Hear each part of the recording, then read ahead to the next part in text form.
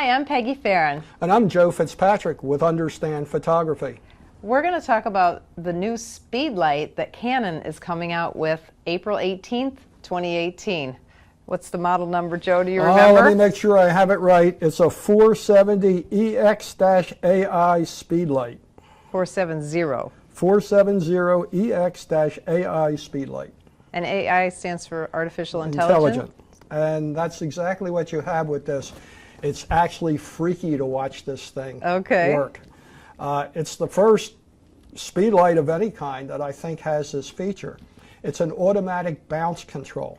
Okay, wait, let me slow you down. Okay. Because let's talk to, our motto at Understand Photography is we simplify the technical. What if somebody doesn't know what a Speedlite is? Okay, a flash. Okay, the flash, the detachable flash. The detachable flash that goes on top of your camera, talks to your camera, and determines the right amount of flash to give you to make the picture. Okay, so this is, you're all excited about this flash because it's different. How is it different? Okay, well, with most flashes, you have a choice of aiming it at the person and flashing, and then you get a very flat photo. Okay. Or you aim it up at the ceiling, and if you get the angle wrong, now the people have raccoon eyes. They get heavy shadows under their eyes, or maybe it isn't right, or you're not getting enough light, and you're guessing on how much of an angle you want. And why do you put it in an angle?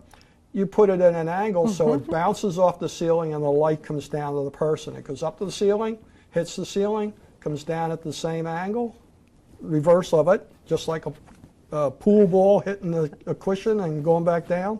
Think of the same thing. So whatever wall it hits, it bounces off of and goes to the subject. All right. Now I just want to say something because I like flash a lot. I'm a flash person. You don't put your Speedlite, your flash up if there's no ceiling to bounce it off of, right? Exactly. If you're outside, you don't point that Speedlite up. If you're inside with a big black ceiling or a ceiling that's super high, you don't point that Speedlite up. Right. Okay, so that's what we do normally right now. We bounce off the ceilings or whatever. So what's so cool about this one? All right, well, so you might guess wrong on what you need or whatever. This flash has two built-in laser measuring devices.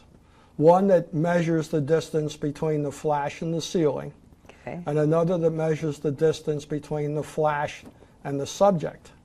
And it uses these two things to determine the perfect angle to bounce it off the ceiling. And it automatically sets the head, the flash head, it tilts it to the right angle to give what it considers to be the perfect bounce angle to light the subject. It tilts itself. You don't motorized. tilt it. It just wow. It goes. If you Is that the noise it makes? Yeah, I'm just teasing you. If you ever see these robots, assembly line robots, where they're doing all this stuff and moving around, it's kind of like that. You see it move up and it swivels and that, and even so, it's got the distance it wants. So now instead of a portrait mode, you switch to you were in landscape mode, you switch to portrait mode. So now it's sticking out the side. It knows that, and just like that, same sound, and winds up aimed the exact same way. So it will actually shoot up, even if you're in portrait mode, it'll shoot up. You don't need a bracket like we do? No. Well, it's off to the side, obviously, but it's pointing up. The reason we put a bracket on is so we keep it right above the flash so we don't get a shadow in back of the subject off to one side. It can't avoid that. Okay. But hopefully if you have enough bounce, you won't get it if it's bouncing off the ceiling. You'll get a small amount or not much at all, but that's what it does. It automatically swivels and turns, and it's strange to watch. It really is. Wow, that is so cool. Yeah. So it's interesting.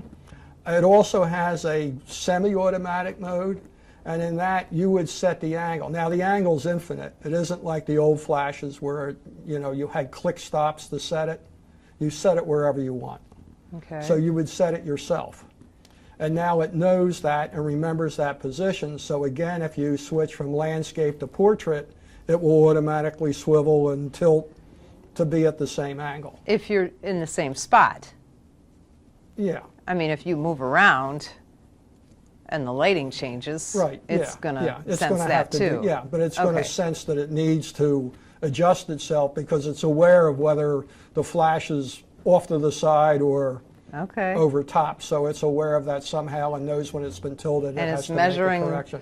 the distance and determining how Yeah. much light to put out too. Well, it does that just like any flash would too. Wow. Yeah, it does the normal flash routine. And for people who aren't aware about how TTL through the lens metering flashes work, what they do is they send out a pulse of about a 16th power or 32nd power, and that hits the subject and comes back, and it measures that, and based on that it calculates how much power output, how bright of a light it has to put out for the real flash. Yeah. That happens so fast that it looks like just one flash, but it's actually two pulses that are happening, but they're so rapid that you don't see that first one.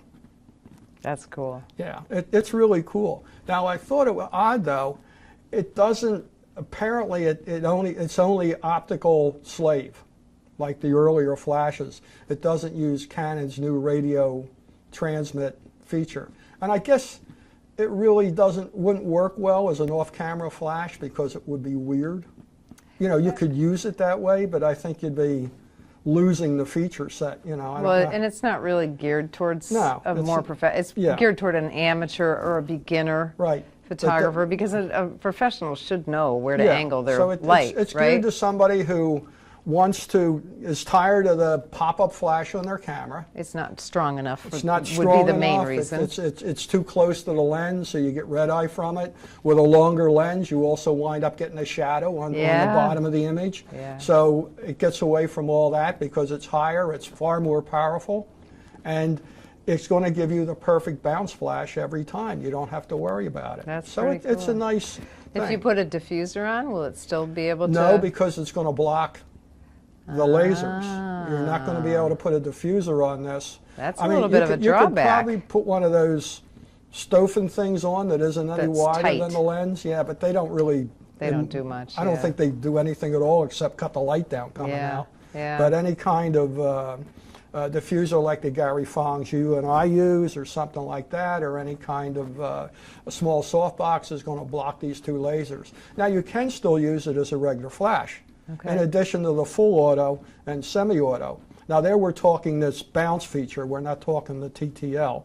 You can still use it as a normal TTL flash, like any other one. And that's when you said semi-automatic mode, right? Yeah, well, we had the fully automatic mode where it's doing all the measuring. And then we had the semi-automatic mode where you set the angle, and it just remembers whatever angle you set. Okay. And corrects it when you go to side. Okay. And then you have the standard where it's just like a regular flash where you're just moving it around. Oh, okay.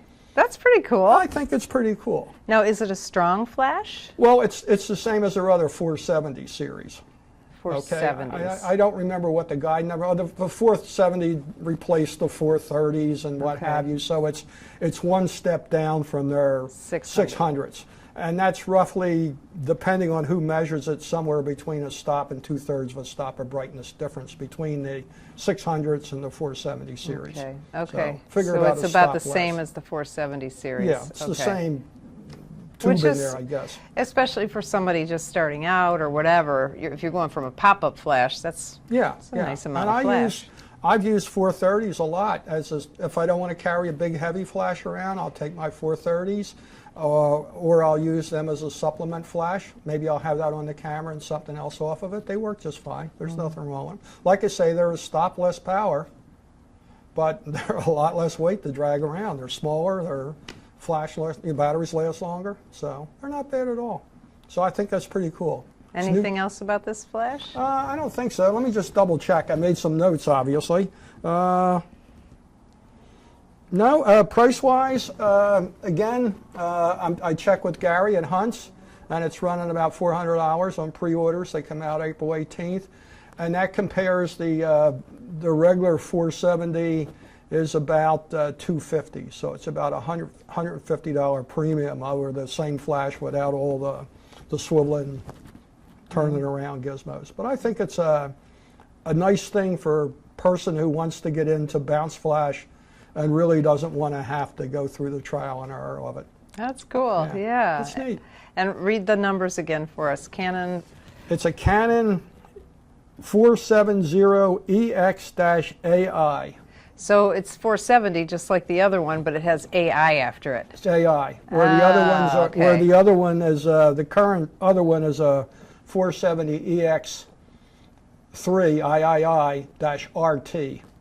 Wow, there's too many numbers and digits in This there. one, this one ends in AI and is 400. The other one ends in RT and is about 250. Okay, that's the way Give or we'll take remember $1, it. yeah. So it's something new. It'll come out in April. And you can get that at any camera store. But of course, we have a relationship with Hunt's Photo and Video. Yeah. I think it's huntsphotovideo.com. Peggy Farron with Understand Photography. And I'm Joe Fitzpatrick. We simplify the technical. Thank you for watching the Understand Photography show. It would help us immensely if you would click like and subscribe to our YouTube channel.